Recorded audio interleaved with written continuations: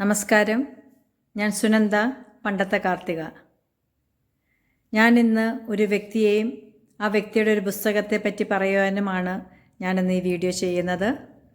ആ വ്യക്തി എൻ്റെ കോളേജ് മേറ്റായ ശ്രീമതി മേരി ജോസിയുടെ സുഹൃത്തും എൻ്റെ മലയാളം ഗുരുനാഥയായ സിസ്റ്റർ മരിയ ആര്യങ്കലയുടെ സുഹൃത്തും കൂടിയാണ് സുജ പാറുകണ്ണിൽ. സുജയെ എഴുത്തുകാർക്ക് സുപരിചിതയാണ്. നമ്മൾ സമൂഹത്തിൽ പലതരത്തിലുള്ള വാർത്തകൾ കേൾക്കാറുണ്ടല്ലേ, ദുഃഖവും സന്തോഷവും നിറഞ്ഞ വാർത്തകൾ കേൾക്കാറുണ്ട്. നമ്മളതിലെല്ലാം പങ്കുചേരുകയും ചെയ്യും. ശാന്തമായി ഒഴുകുന്ന പുഴയിൽ കല്ലുകൾ വന്ന് പതിഞ്ഞാൽ അതിൻ്റെ ചലനങ്ങൾക്ക് വ്യതിയാനമുണ്ടാകും.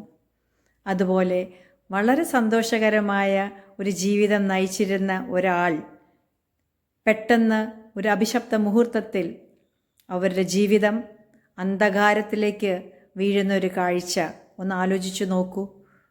അങ്ങനെ ഒരു സഹനശക്തിയുടെയും ക്ഷമയുടെയും ദുഃഖത്തിൻ്റെ എല്ലാം ഒടുവിൽ ഒരു ഫീനിക്സ് പക്ഷിയെപ്പോലെ ഉയർത്തെഴുന്നേറ്റ ഒരു വ്യക്തിയാണ് സുജ.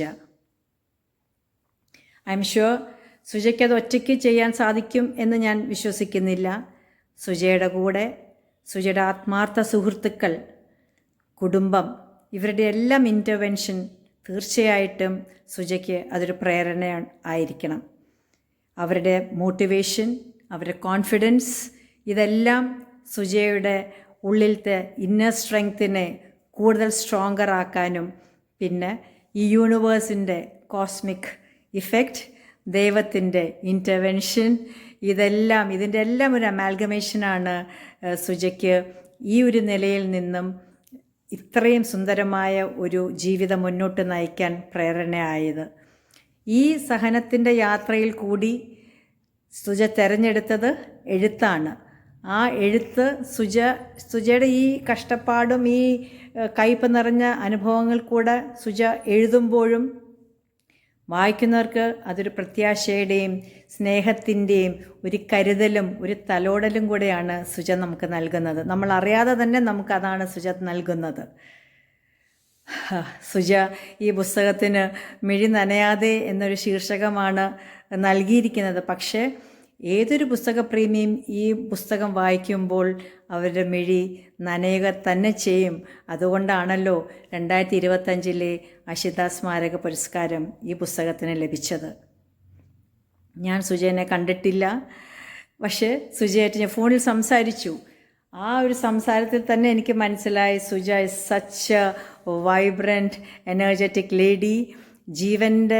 ദൈവം തന്ന ജീവൻ്റെ തുടുപ്പ് നിലനിർത്താൻ ഇത്രയും മനസ്സിനെ പാകപ്പെടുത്തി ആ പ്രതിസന്ധികളെ എല്ലാം തരണം ചെയ്ത് സുജ അതിൽ ഒരു വെളിച്ചം കണ്ടെത്തി ആ ഒരു പോസിറ്റീവ് വേ തിരഞ്ഞെടുത്ത് ആണ് നമുക്ക് സുജ ഒരു റോൾ മോഡലായിട്ട് ഇന്ന് നമ്മുടെ സമൂഹത്തിൽ നിലനിൽക്കുന്നത്.